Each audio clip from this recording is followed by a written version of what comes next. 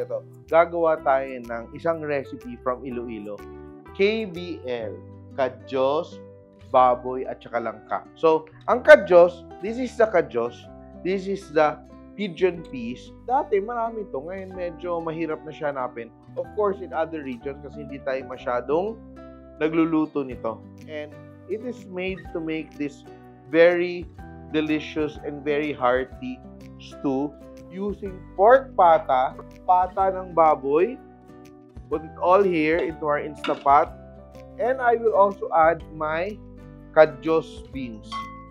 So, unang-una natin gagawin ay papalambutin natin to. While it is cooking to become tender, maglalagay na rin ako ng bawang. Buko na yung bawang, ha? Bawang, tubig. The water, siguro around 2/3 deep. Then, lalagay ko din siya ng ating sibuyas para maging malasa na yung ating broth. And as much as we want to make it very authentic, wala tayong batuan. You know batuan? The batuan is the round fruit, parang sinagwelas, that has a fruity sourness, no? So today, lulutuin natin to without the batuan. Gagamit lang tayo ng sinigang powder, sampalok. No? If we had batuan, we will use batuan. So, eto siya. Apologies to the mga tao na very traditional. Tayo, gumagawa lang tayo ng paraan para naman makatikim tayo ng KBL dito sa Manila. So, KBL is the kadyos, baboy, and langka. And we are using the, raw langka. And pwede din tayo magdagdag ng onions later and garlic na igigisa. But in the meantime, ito siya yung gagamitin ko. Ito, pangpalasa ko. This is the base of my flavoring. Kita nyo? Maggi. So, this will replace our bouillon cube, no? Kasi it's very convenient to use. We will add, this is actually garlic, onion, and chicken powder. And for this, gagamit tayo ng dalawa. Kasi isang pack ng Maggi is good for half a kilo. Yan. Tatakpan ko lang siya. And we will cook it for 20 minutes. So, all we have to do is wait. And in the meantime, yung gagawin natin dito ay hihiwa-hiwain ko itong ating langka. Tatanggalin natin yung core. Yan. And we will just dice this up. So, it's a very hearty stew na from Iloilo. So, ito siya. Make do with what we have. And in cooking, ganun naman talaga yung buhay, di ba? Kung wala, anong gagawin mo? Di ba? Gagawa ka ng paraan. And we're just trying to be creative here. And this recipe is so delicious na, alam mo marang maasim-asim, then malagkit-lagkit dahil sa pata. And one of the things that's very popular in Iloilo, yung kansi, sabaw na kansi, di ba?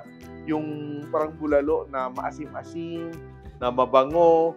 Mag-add din ako ng additional na panggisang sibuyas at saka bawang para ihahalo natin siya dyan later.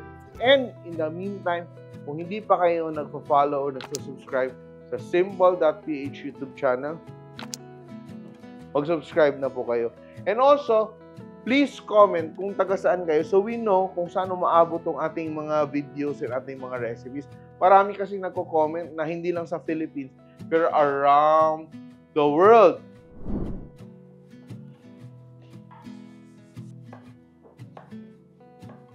So our Instapot is almost ready to open. The steam has been released little by little and it's time for me to saute the onions and the garlic. So may secondary tayong onions and garlic. So una, nilagay ko dun sa ating broth. Ngayon, gigisa ko to, yung gisang-gisa para sumarap talaga yung ating KBL. Oh, look at that. Hindi naman yung kulay, ha. Naging medyo purplish yung kulay ng ating stew, oh. And ang beans natin, malambot. Pati yung ating pata is malambot. It's time, ito, nagisa ko na yung aking onions and garlic, oh. Medyo tostado. Lalagay ko dito sa aking Instapot. Yan. And I will also add my langka. So ito, tuloy-tuloy naman yung luto. Ngayon naman, stewing naman yung gagawin natin. So I will add my langka. Yan. Right. So ito, hindi na natin siya ipe-pressure cooker. Normal cooking na yung gagawin natin dito. And we will cook our langka. And to give it flavor, more flavor, so that yung ating gagawin, yung ating patis will add the saltiness. So, ito konti lang for color. Soy sauce.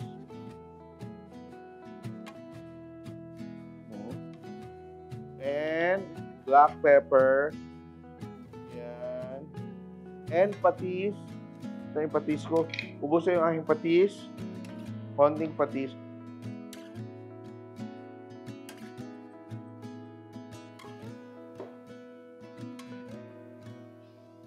Ito, pwede kong takpan a little bit more, siguro mga 3 minutes lang, just to make sure that our langka is cooked. Parang alam mo, pag niluluto mo to, as it cooks, mas nagiging malasa. Tikman natin na. Chop na dear.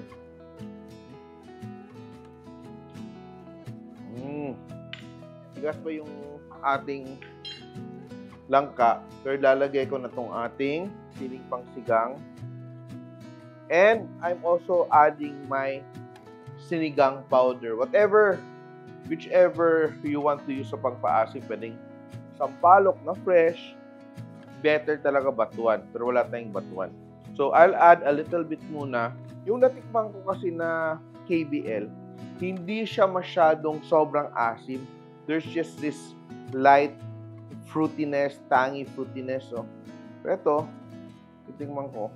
So, ako, gusto ko talaga, even before lagyan ng asin, gusto ko, masarap na at malinamnam yung aking sabaw.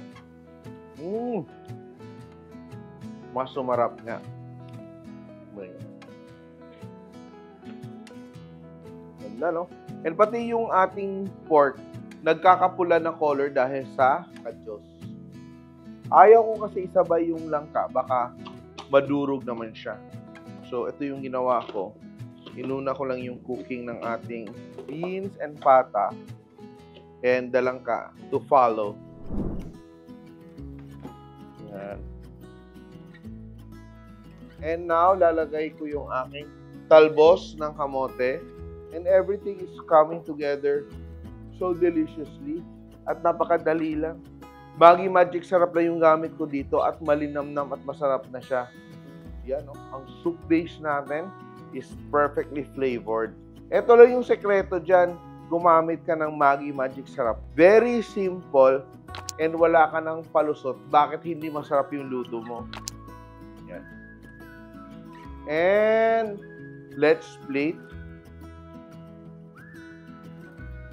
Tingnan mo yung pata. Oh. Ang lambot-lambot ng pata. Yan, no? The langka adds the meatiness. And ito yung magbibigay ng lagkit at sarap ng ating, oh, wow. Look at that. Woo! Beautiful, no? Ito, puro na, oh. Puro na kadyos, oh. And this is my bowl. Dapat meron tayong kompletos. Meron tayong ito. May beans, may langka, may sabaw. Yan, oh. Ay, ang sarap. For sure, mas masarap pa ito. All the flavors have come together. Sarap nga. Kompletuhin natin, ha.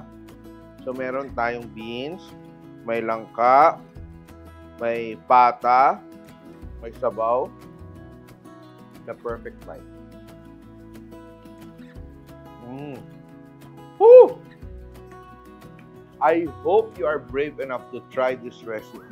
Diba? Wala nang palusot kasi kaya nitong pasarapin ang ating recipe na KBL or kadyos, baboy langka. Simple.